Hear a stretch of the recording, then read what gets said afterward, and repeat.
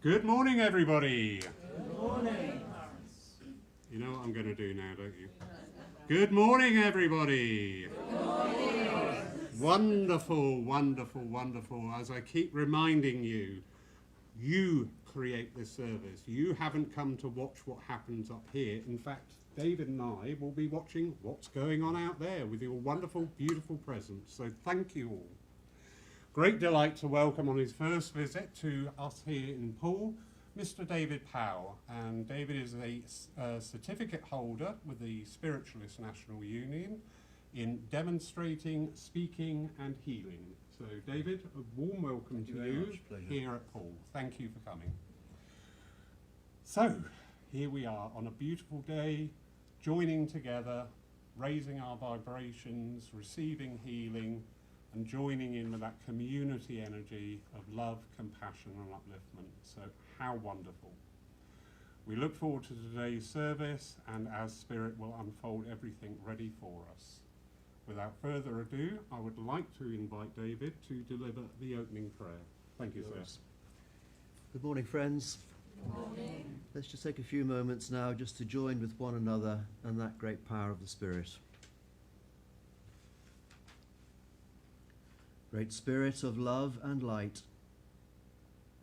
as we join together here at this time, we do so with humble thanks for this opportunity to join with one another in that spirit of friendship, in that spirit of love, seeking that true communion of the Spirit with those of our friends and loved ones who have gone before us to those realms of light. And we open our hearts, gladly welcome them amongst us, thinking also of those ministering guides and helpers who enable and empower that communion and who come forward on your behalf with your words of wisdom, of inspiration, of upliftment and of truth. And we welcome them here too with open hearts and open minds, asking that each person here present may be touched in some way by your light and by your love. And so, Great Spirit, as always, we now leave this service in your care and in your keeping, knowing that as we do so, that all that will be said and done will be in accordance with your light, your love and your truth. Amen. Amen. Thank you, David. That was beautiful. And now, if you would care to, please join in with saying the Lord's Prayer. Our Father, who art in heaven, hallowed be thy name. Thy kingdom come, thine will be done, on earth as it is in heaven. Give us this day our daily bread, and forgive us our trespasses, as we forgive those who trespass against us. And leave us not when in temptation, but deliver us from evil. For thine is the kingdom, the power and the glory, forever and ever. Amen. Thank you. We now move into the part of this gathering today where we all join in on that healing vibration. I always say, always remind you, we are all healers. Healers is not a gift given to few. Healing is our divine right by the thread of the divine which runs through all things. So we will invite you now to go into a meditative state, to send out that love, that compassion to wherever, whoever, whatever you are drawn to. It is your healing and it is your right to exercise it in your own free will. I would also like to invite you, should there be somebody that you wish healing to be sent to, especially at this time, during this time, if you just raise your hand, and when I point to you, just call out their name.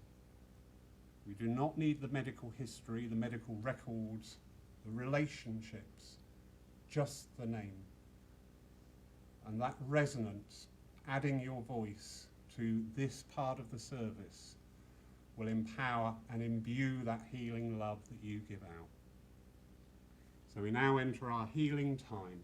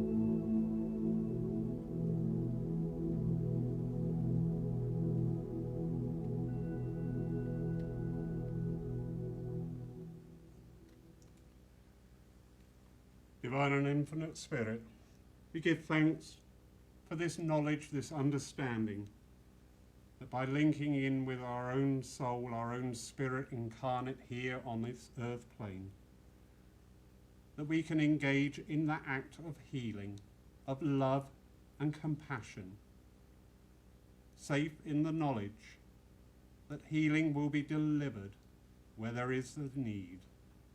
Amen. Thank you, everybody. That was beautiful. I'd now like to invite David for your reading and address for the day. Thank you. Well, firstly, can I just thank you for the invitation and the very warm hospitality. As Lawrence was saying, it's my first visit here to Poole, and what a beautiful church you have. I mean, I've been down through Poole many a times, but didn't realise this wonderful centre was here, and I'm certainly hoping to come back and see you sat on that side of the congregation as well. I'm going to talk to you this morning about the voice of the Spirit. And I'd like to start with a little bit of geography. And as you probably know, if you drive a little way over that way, you come to the Isle of Purbeck. And if you've been to Corfe Castle, you will have no doubt come across a little village called Langton Matravers. And I've been past that way a few times. I've no doubt that if you've been there, you will have noticed that there's a little church in Langton Matravers. What you may not be aware is that back in the mid-1860s, there was a clergyman there of the Anglican faith. And he had just come from a posting, as it were, on the Isle of Man, and he was to spend 2 or 3 months in Langton Matravers looking after his flock, as it were, before he then moved on to Salisbury.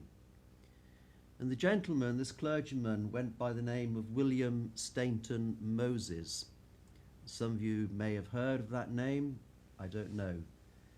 But what he didn't know when he was based out at Langton Matravers was that within a very few period of years, he was about to write what was and what still is one of the great classics of spiritualist literature. And I've actually got with me not the book that was written, but a copy of that book, and it's called Spirit Teachings.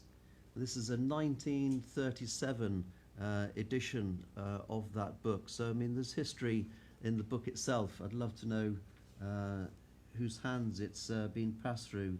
It belonged to somebody called F.M. Bellamy, 98 Torquay Street in Paignton. But anyway, Spirit Teachings. So William Stainton Moses, he was born in Lincolnshire in 1839. He went to Oxford University, entered into the Anglican faith, and by all accounts he was a staunch proponent of the Orthodox Christian religion. About 1870 he was introduced by a friend to spiritualism, and his view at the time was that spiritualism amounted to nothing more than trickery, fraud, and it was associated with the work of the devil. Now, I know we all know in this day and age, talk of the devil is, well, it's kind of nonsense, isn't it? But back in the 1800s, it certainly had a lot more currency. So we can see this gentleman was very much an orthodox Christian religious person and had no truck whatsoever with the ideas, the teachings, the demonstration of spiritualism. But within a few period of years from this statement that he made about it all being trickery and fraud, he went to a séance, and during the course of that séance he had communication from a friend who had previously passed to the spirit world. And this communication, he writes that it left him in no uncertain terms whatsoever of the reality of life beyond death. The evidence that he was given in that communication was so clear and so strong that he said it was impossible for it to have come from any other source other than from his friend. And that message, which is still happening today, people come in to the churches looking for a message. They receive the message, they get the evidence, and that then triggers this search for understanding, this search for evidence, for further truth. And that's what happened with William Stainton Moses. He began his own exploration of spiritualism, and what he found was that he had mediumistic abilities himself.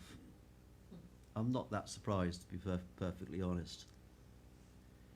But he slowly began to unfold a range of mediumistic abilities, which by today's standards would be regarded as quite remarkable. It is fair to say that at the time there were suggestions that some of what he was doing was fraudulent. That was a claim that was levied against most mediums of that day and age, because what they were doing was, it was pioneering, it was groundbreaking, and it was challenging the accepted truth of life, death, and the great divide between the two. But what he discovered was that he had a very natural and a very strong ability to do what's known as automatic or passive writing. And he would get impulses to sit, and it was as if his hand was had its own sort of free mind. he would just sit with this notepad and he would write. And what he discovered was that the style and the character of the writing varied, and he was able to identify a certain style, a certain personality, if you like, behind different sets of writings. And over the course of something like 10 years, this process unfolded, where he would have this impulse to write, he would write. And the sum total of those writings is this book, which is, as I say, called Spirit Teachings. And remembering that William Stainton Moses came into this as a staunch proponent of Orthodox Christianity, needless to say, he was somewhat skeptical about what was being produced, what he was writing. And first and foremost in his mind was the concern that this was all coming from him. It was all coming from his own subconscious. Because what the teachings were setting out was a piece-by-piece dismantling of his Christian faith. Not in a destructive way, not in a way that was demeaning or in any way offensive, but substituting the falsity of what he had taken on board to be truth within an illumination of the true teachings of the Spirit. And this book represents an overhaul, if you like, of fundamental Christian teachings of the time. And you can imagine, as I said, coming from the position of being a staunch proponent of this faith, that he would have very serious questions about its veracity and authenticity. And so, being the man that he did, he decided to challenge the spirit world. And he would often write in his study, surrounded by books. And it's recorded in the book that on this particular occasion, he was wanting to have proof beyond proof that this wasn't coming from his own mind. So, in his mind, he said to the spirit world, "Can you read from a book?" And the spirit said back to him in his mind, "Yes, we can." So he said, and he looked on his bookshelf, and there was a book that he knew he hadn't read. So he said to the spirit world, "On the second shelf, the 9th book along, can you tell me what the final paragraph is on page 94? The spirit world said, "Yes, we will." They then instructed him to write. So he wrote freely. They then said, "Go and have a look at the book." He went and had a look at this book that he's never read, and what he'd produced was an exact transcript of what was on the final paragraph on page 94 of that book. But the spirit world weren't content to let it rest there. They then set their little further challenge, as it were. They said, "Please write." So he then, under their influence, wrote a passage of words. And they then said to him, "Now go to that same bookshelf, go to the 11th book, and when you pick up the book, see what page it opens at, and read the final paragraph." And lo and behold, he picked up this book, opened it up. It opened at the exact point, and when he read what was written, it was exactly the same as what was in the book. Can we begin to see the intelligence of the spirit world? This was the evidence that was provided to him at that particular instance, at his beckoning. And the book goes on to describe and to explain the many other ways in which the spirit world were able to demonstrate the reality of their presence, of their intelligence at work, working through Stainton Moses to produce this book. And whatever may be said about the other aspects of his mediumship, you cannot doubt this book. If you haven't read it, it's not an easy read because it was written in the words and in the language of that time. But if you are a serious student of spiritualism, spirituality in its widest sense, then I commend it to you. I read this book probably in the first, 20 years ago, in the first few years when I started to discover my own mediumistic interest and inclinations. And there was one particular quotation in there which was given to Stainton Moses by his main control, his guide, if you like. And what it said was, "To the spiritual soul come in richest measure spiritual gifts." I'll say that again because it's, "To the spiritual soul come in richest measure spiritual gifts." Now, at that particular point in my unfoldment, I was very much focused, as lots of kind of novice mediums are at that point, in acquiring the gifts. You want to know how clairvoyance works. You want to be able to do healing. You want to be able to do trance. You want to be able to do inspirational talking and writing and all the rest of it.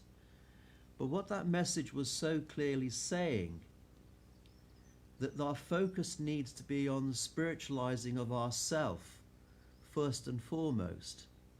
And in the degree to which we do that, the gifts are added to us. Things like mediumship, things like healing, just arise very naturally, very, very spontaneously. And that quotation has been at the cornerstone of everything that I do, from my public mediumship work through to workshops that I do, from teaching groups. That has always been the focus, the bedrock, and always will be, because it struck a chord with me. And what I'd like to put to you is that the voice of the Spirit was very, very clearly articulated through this book back in the late 1800s. And there is, I think, within spiritualism a tendency for people to look back and to say, well, that was the heyday of spiritualism, and it's been in a gradual sort of decline ever since. And in some regards that may have some truth, depending on your perspective. It was certainly groundbreaking and radical of its time. But what I would like to say to you is that the voice of the Spirit hasn't gone away.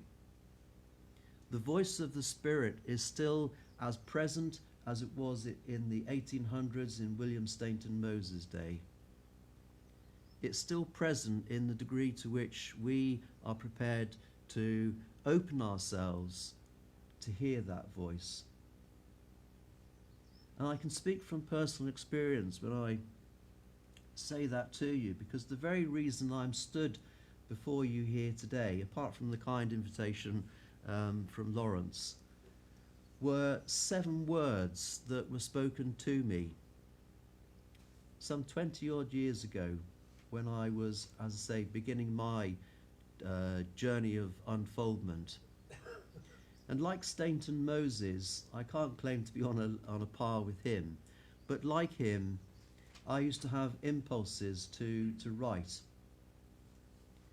And if you'd known me 20 years ago, the idea of David writing poetry or philosophy, never going to happen. That wasn't me, but it was. And I used to have this impulse to write, and I would write short pieces of poetry and philosophy of a spiritual nature. And then on one particular occasion, I had this impulse to write, but what I was hearing within my mind wasn't in English. So I wrote as best I was able to what I could hear and how the words were pronounced. And I looked at this piece of paper And I thought, well, golly, this is interesting, because I've never studied German.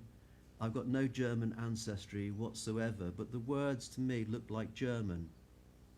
So I went and got an English-German dictionary, and the spelling wasn't perfect for each of the words, but there was enough of the word there to be able to translate it.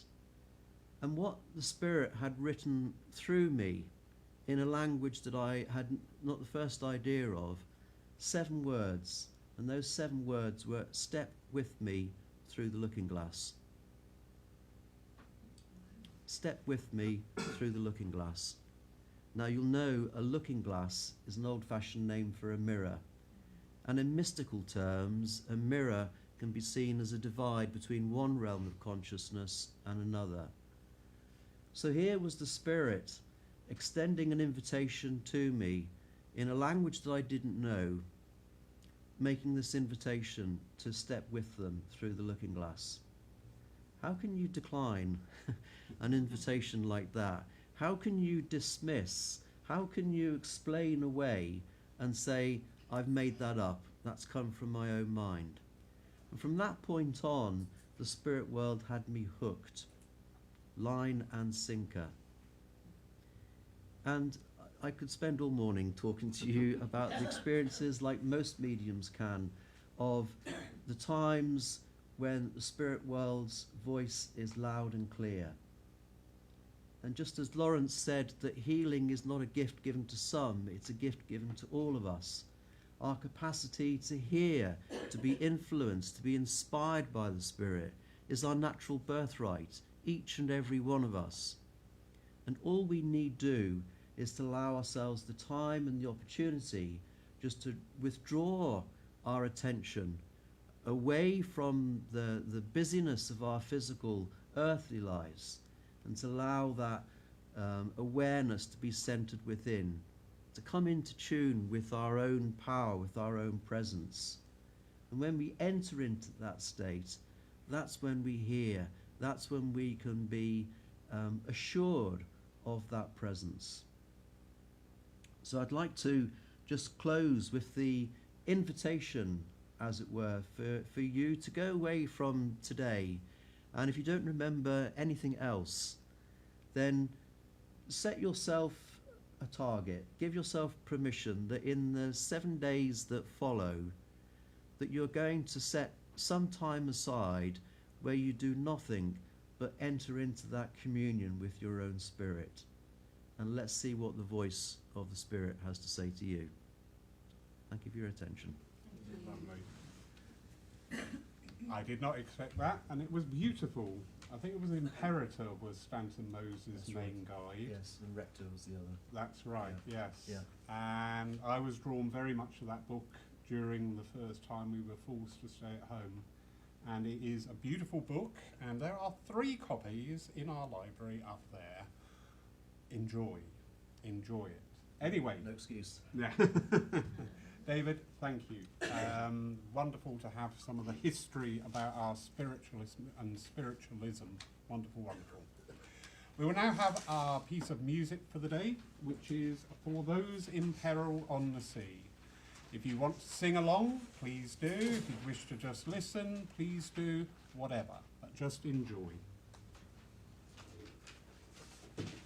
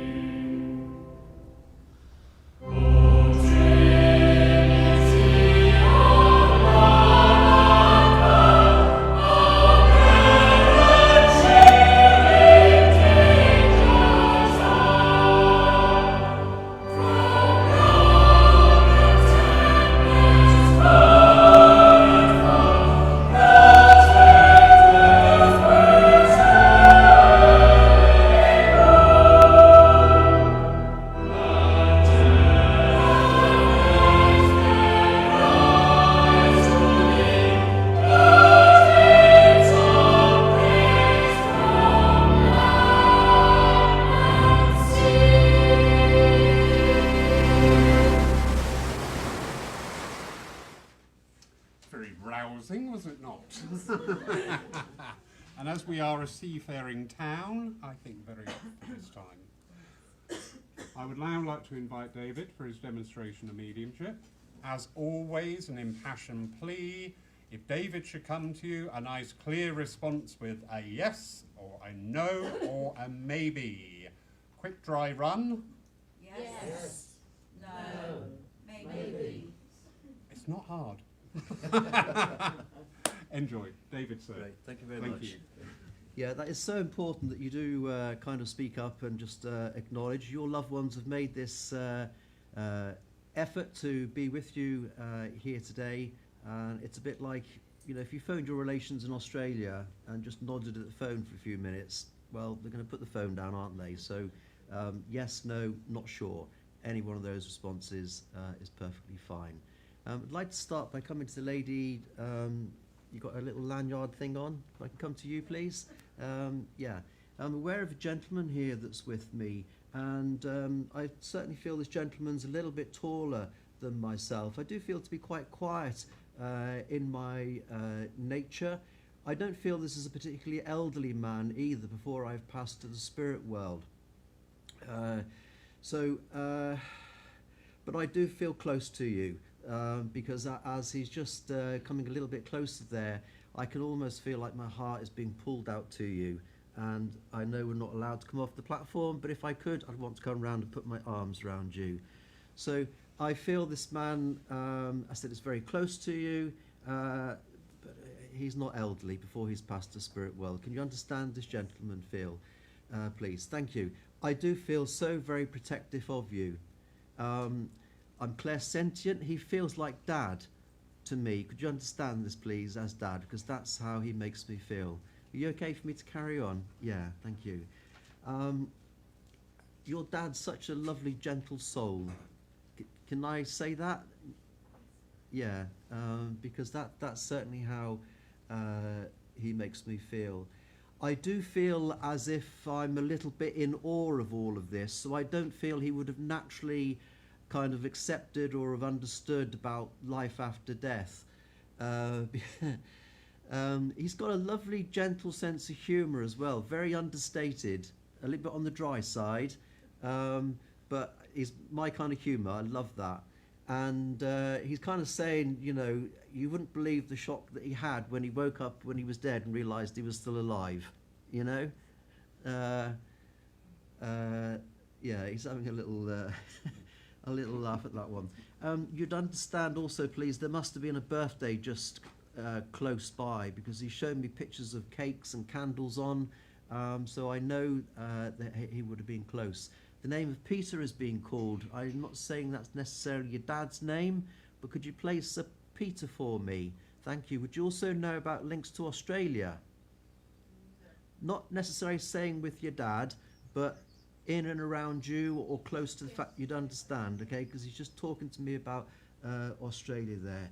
And again, Lawrence mentioned this is a seafaring town, but could you place for me a connection with the Navy?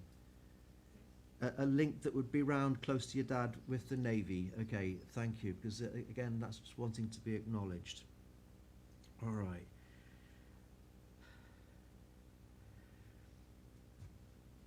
You know, we can have times when we're like this, and times when we're like that, and times when we're all over the place.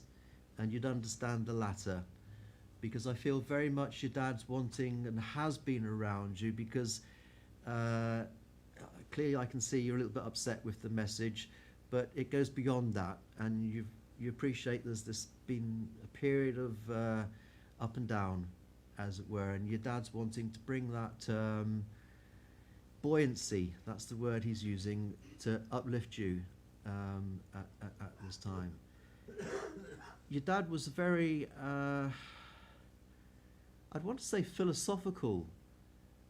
He would have had a good head on him, a good mind, because I don't feel that he would have been prone to sort of flapping. You know, if you'd taken a situation or if a problem arose in the house, he wouldn't have got excited, and, you know, he would have just calmly worked out what we need to do.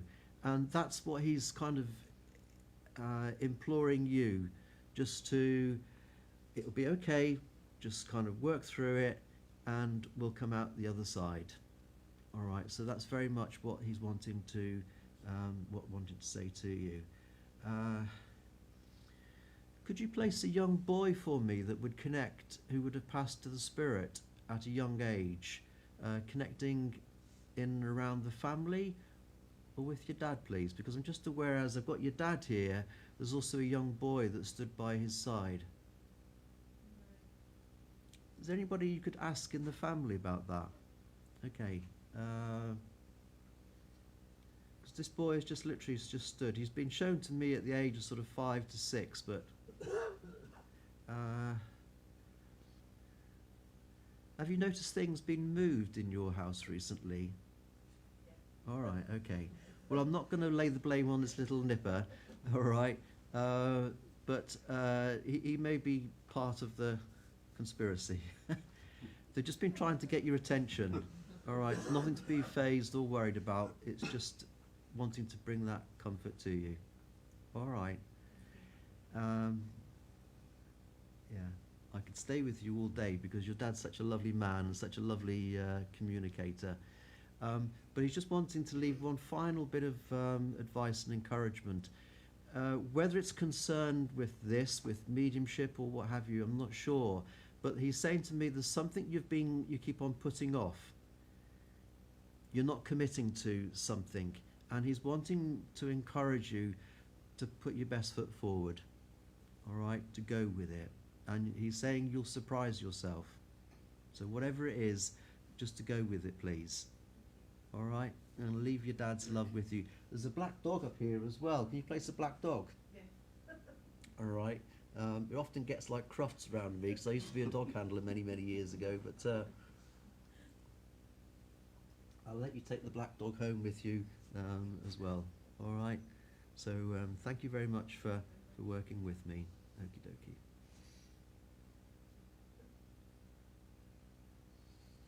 When I come to the lady, you've got a lovely, I'm partially colourblind, so it could be blue, but it looks a little bit like teal. Is it teal? Thank you. Yeah? Thank you. I've got a gentleman here that's with me, and the first thing I want to do with this gentleman is to get my shoulders back, stand up straight, and I know this gentleman would have carried himself well, both physically, but I know also this is a man who would have been quite, he's articulate. There's a feeling almost of precision with this gentleman, so I know he would have liked things to be neat and tidily, to be everything in their place. But there's an energy with this gentleman in the sense that he does come across to me as being quite elderly before he's passed, but his youthfulness would have belied his age. So this is a smart, well-presented man. Physically, I don't feel that dissimilar to myself. So well-presented, neat and tidy, both in his appearance and in the way he would have liked things to be. But as I said, there's this brightness, crispness about this gentleman. And I feel I want to be connecting like a father. This is how very much I feel. Could you understand this description fitting with Dad, please? Yes. You can, yeah. You sure? Yeah, it was either that or my husband, Bill Robinson. All right, okay. What I feel is, as I said, I feel very protective, very caring of you. Let's just work, and we'll identify and get the character correct. Yeah. I know this gentleman is talking to me about the name of Elizabeth. This is in spirit. This is an Elizabeth that he would have met up with, would have connected with Elizabeth. All right, have a little ponder on that one. This gentleman that is working with me, I've said that he had this precision and things being in their right place would have been important to this man. He feels very much to me what I would describe as having like an engineer's mind. So in that way, he would have seen how things connected, how things would have fitted together. And I feel a natural interest and almost like an enthusiasm. So if things needed fixing or what have you, I feel I have an interest and an ability to be able to do this. My husband. Your husband, thank you. Okay, apologies for putting Dad on him. Right. What I felt, as I said, was this caring, protective Similar. feeling. So, your husband, thank you. Would he have been inclined to whistle? I shouldn't ask questions, but no. Well, that's how you did. My grandfather did. Okay, because I could just hear whistling in the background, and I wanted to put it. That's the lesson for me, not to make assumptions. Okay, but I can hear just someone whistling there in the background. So we have your husband here. We've acknowledged his engineering, his ability to kind of fix things. Now, I do know from how he's working with me here, I do feel your husband would have had this understanding about life after death, or certainly a belief in this possibility. Yes. Would you accept certainly. that? I owned up to it. All right. My father certainly did. Because what I feel is I do feel he's been in spirit for some time, because I feel very well adjusted to having made that transformation. This is quite tricky. My father has been dead a long time. He was similar to my husband. My husband's been gone for just over 2 years, except he is around a lot. Right, okay. It's quite possible that I've got what's known in the business as a split link, two communicators, both chipping bits of information in, and I'm asking one just to kind of stand back and let's just work with one. But from your husband's perspective, how he makes me feel is though there would have been some understanding about life after death. Oh yes. Right, that's what I wanted, because it doesn't feel, as I was talking to the First Lady, where there wasn't this kind of understanding, it was quite this shock. It feels much more natural and much easier for your husband to have made that transformation because of what he understood, what he would have believed, that there was a doorway open. That's what he's saying to me. There was a doorway open in his mind to this greater reality. Yeah, okay, thank you.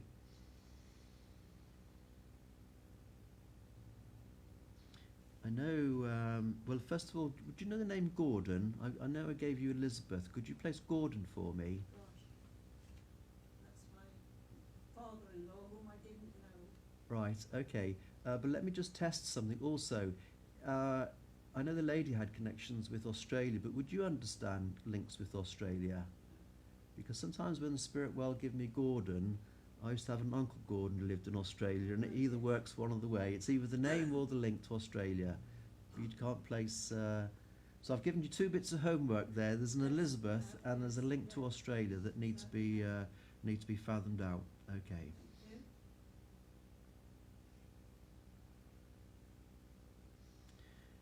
If I was to talk to you about problems with legs, achiness and stiffness and the like, could you understand that, please, either fitting with yourself or someone close to you?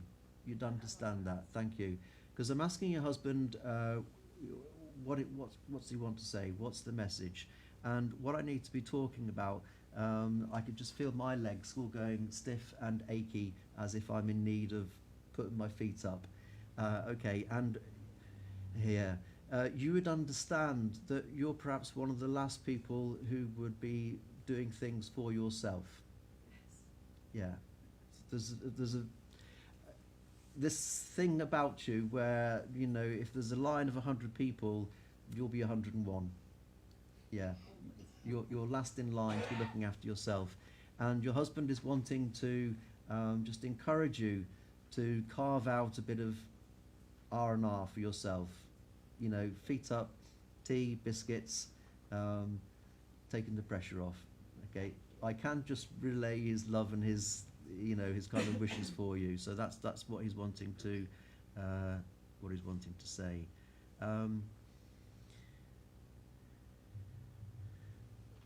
I've got a lady who's just come in, but this lady is quite, I use the word diddy because she reminds me of my great-grandmother. Yeah, my mother and my grandma, They were quite diddy and quite a small-framed lady, quite wiry in the sense that she was quite a force.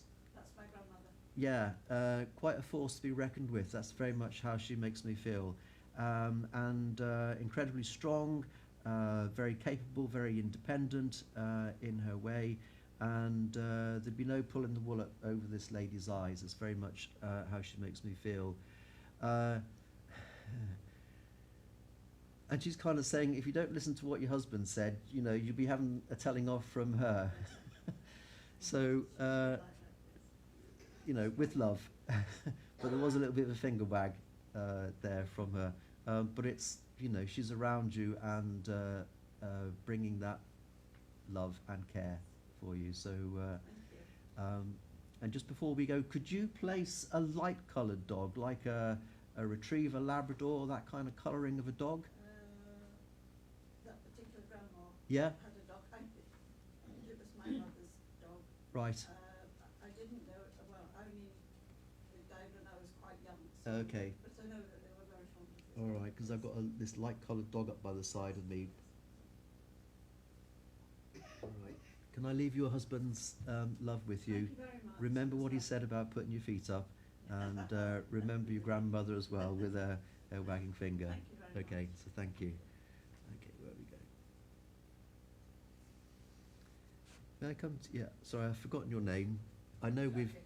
met a few times before at other churches, but if I can come to you, if I may. I'm aware of a gentleman here that's with me, and the first thing I'm aware of this gentleman, that he's certainly taller than myself. Again, I want a man who was fuller in his build, and this is a man who was very sure in his own skin. That's a strange expression to use, but he's very. How can I describe this? He's very comfortable in his own skin. So this is a man who wouldn't have been that inclined to be concerned about the opinions of other people. There's a confidence with this gentleman, and sure-footedness is a strange thing to say, isn't it? But he's steady. There's a steadiness with this gentleman. I said he's taller than myself, broader across the chest, but there's a softness with this gentleman also. I have to acknowledge that he's very gentle and a very caring man. So this is a bit jumbled, but is this making Yes, sense to you, please? I feel like, again, I want to be connecting with a father. So there's a very strong paternal feeling. He may not have been overly demonstrative of his love and his affection, which was, not untypical from generations gone by. But would you accept that we would have seen eye to eye? Yes. Because that's just what he's kind of putting into my mind. And would you accept, he said to me, the apple doesn't fall far from the tree, in the sense that you have inherited much of your dad's kind of Yes. makeup, his personality, that steadiness, that presence that I can feel with your dad, I can see so strongly in you also. Yes. Would you accept that there, please? I feel your dad would also want to acknowledge that if he had his time again, he would have wanted to have been more open and more expressive, because there does feel to be this acknowledgement that he wasn't able and didn't articulate what could and what should have been said. It was almost taken as an assumption that you would kind of know, but he's wanting to to set the record straight, as it were.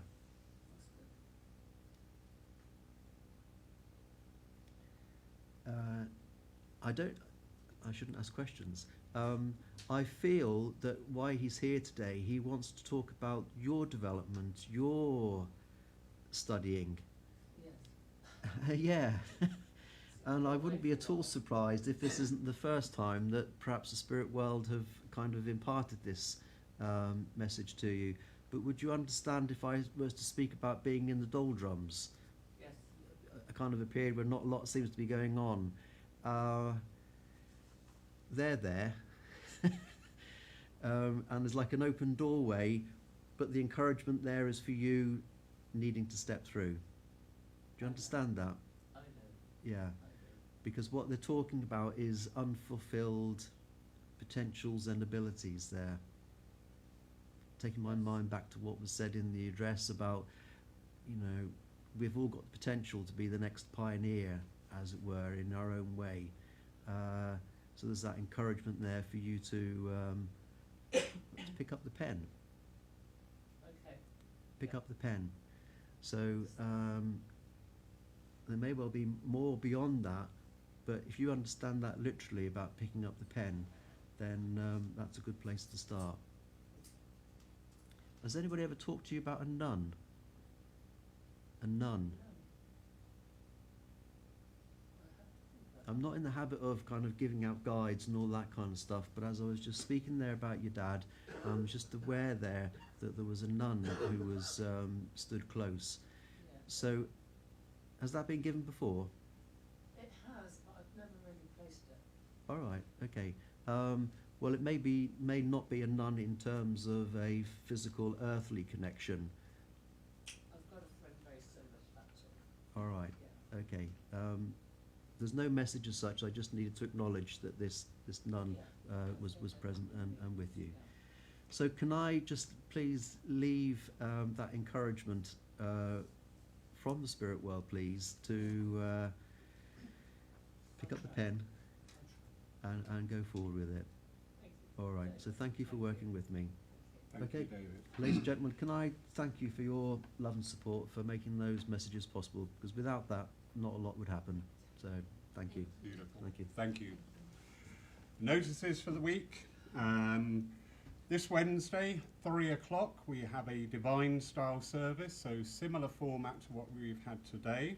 That'll be taken by Carla Hain, and she has invited Hilary, who is in that hinterland between being in circle and making that step onto platform. So that's 3 o'clock this coming Wednesday. Friday morning, 11 o'clock, we hold our bereavement group. That is a time when it doesn't matter what stage of bereavement you are at. It could be recent, it could be further back. It doesn't matter. We provide this space where everybody in there is walking their own path in grief and loss. Everybody's separation is different. But by being together with similar energies, we can make a little bit of headway, a little bit of progress, a little bit of understanding, and most of all, a little bit of relief. So you are cordially invited to that. Doors are open from 10:45 to 11:15. We do close the doors once the session starts because it would be unfair to have people just dropping in and dropping out. But that's this Friday at 11 o'clock.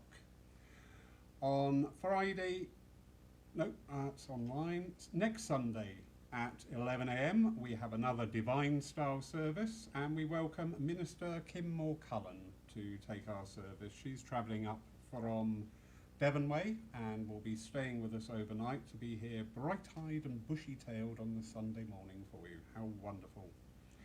Saturday the 9th of April in the evening at 7 o'clock we have a trance demonstration with the wonderful Mark Stone. If you're unsure what trance is, please just ask. And everybody at home, if you're unsure, Google. Google knows everything.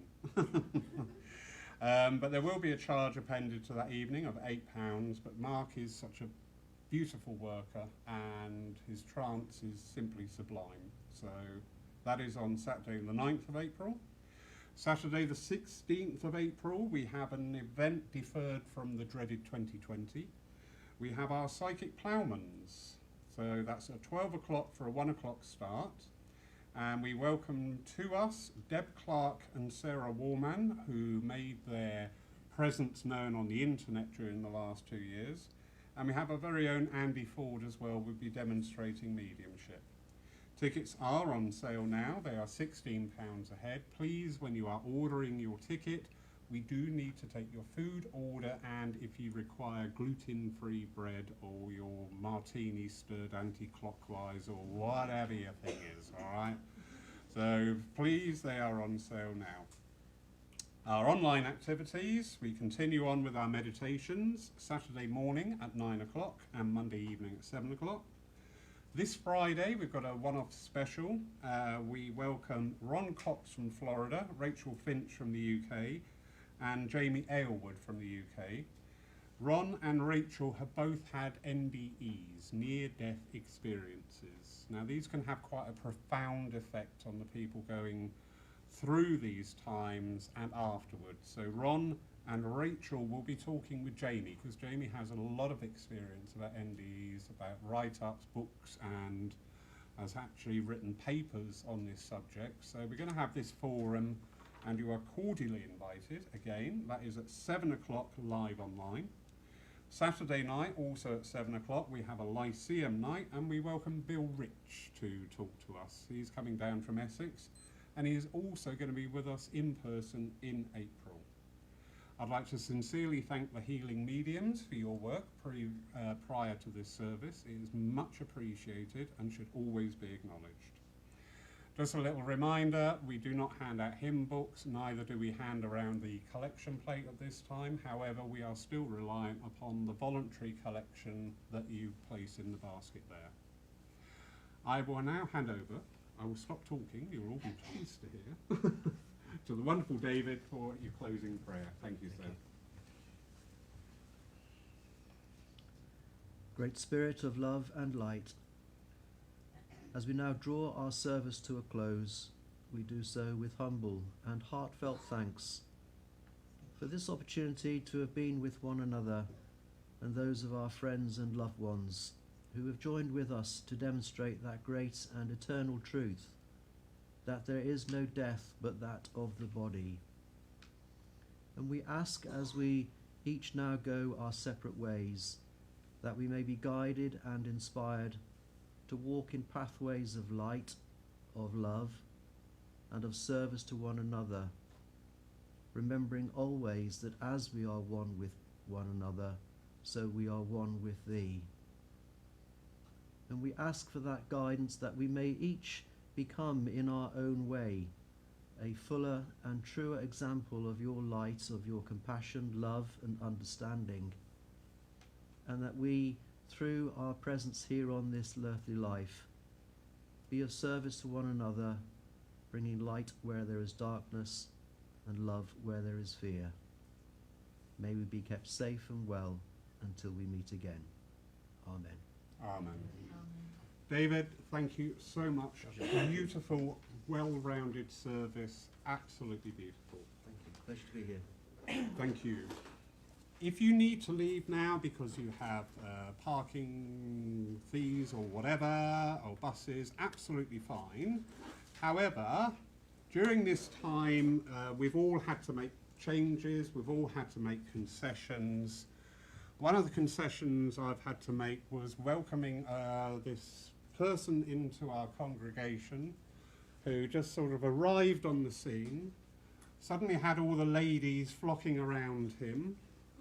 Suddenly, he walks in, right, get this, would you like a coffee? Yeah, I've been here for ages, nobody ever offers me a coffee. But anyway, but it was rather a special day, was it not, yesterday? Yes. It was. Would you like to come up here for a second? I know you shun publicity. He's a diva. It's a diva. Come on, Bob. Take a seat, sir. Thank you. So, would you like to share how old you were yesterday? 92. And absolutely awesome. So, if we'd like to all join in with a quick round of happy birthday before we take them outside for the bumps. Happy birthday to you. Happy birthday to you. Happy birthday, dear Ted. Happy birthday to you. Just hold it there. Right, in this day and age, sir, blowing out of a candle may instigate a lot of fear, and so, would you like to blow out the candle, please?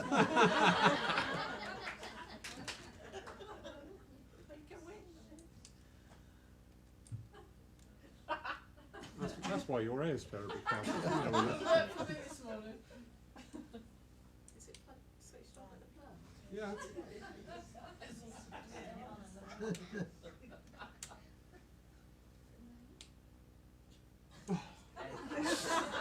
Best laid plans, eh? The best laid plans.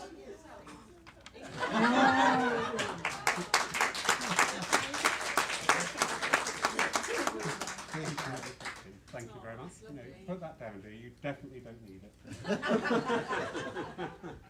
And also, we've got another lovely gentleman, haven't we? Yes, you. Stop looking at me like that. People really have fear in their eyes. Now, you know, Jim came to us also during this time. We wish it would have been under better circumstances, but however, you came and joined our family as well. Jim is a wonderful poet, and he doesn't know it. Oh, well. Come on, buddy. Okay, thank you. My mum would be so proud to see you walking down the aisle at last.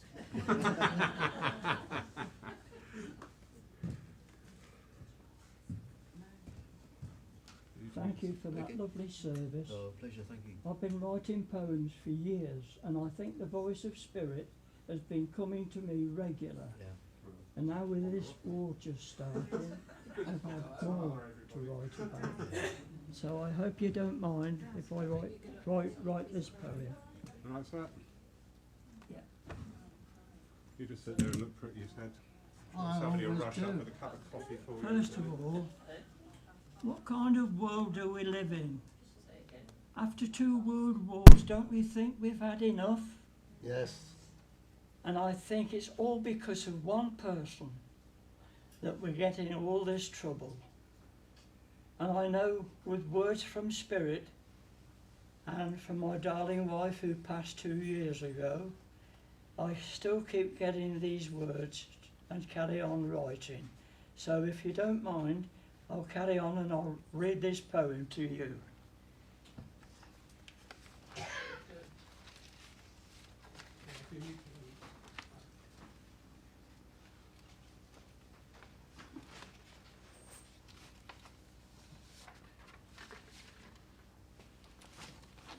I'm sorry for the delay.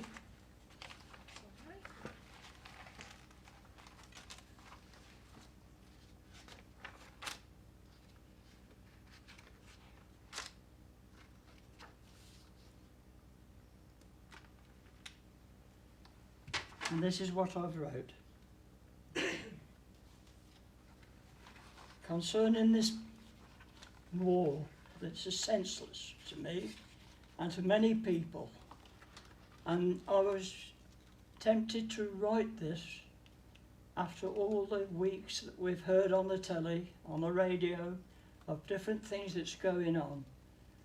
I still felt I had to write this poem, and this is what I've wrote. What freedom stands for. What a shame 2 countries can't agree. To grab more power shows this man's mentality. To rule a country who only stands for peace. In order to stop him, all hostilities must cease. People have lost their lives, including children too. Many have fled their country, and that is really true. When this happened, it caught the world by surprise. To survey the damage done can be seen by homeless eyes. After 2 world wars, this should never happen again. Now it's diplomacy that will take the greatest strain. What happened we can't sit back and just can't ignore. Can't they compromise an endless, senseless war? After many years, it must be good to stay free. This man has different ideas of how freedom should be. The cost of this war, with so many lives lost, he won't get away for the suffering that he has cost. The flags of this small nation show the colours of yellow and blue. We can support them with these sanctions so hard to be true. God gave us our lives to live without signs of war. Through determination, their flags of freedom will shine forevermore. Freedom is a gift that we all must treasure evermore. Those fighting for peace, God will open his heavenly door. Thank you. God bless. Thank you. Thank you very much for that. Yeah, it's a very testing time and testing of the spirit to send out healing to all concerned with these conflicts, not only in Europe. You have a lovely birthday. Thank you. Behave. Why? Oh, at last. Everybody here, thank you for coming. David, Pleasure, awesome. thank you. Loved it. Thank you. Thank you. So, sorry, are we interrupting you? Sorry. Everybody, have a wonderful day and enjoy yourselves. Thank you. Goodbye. Thank you. That's lovely. That. Yeah, Oh, you go on. too. Thank you for Lyceum. Yeah, that's tremendous. Is it work from my hair before I come out? I reckon it's Just a Yeah. free message. we're going to get up. All to say, carry on writing. Absolutely.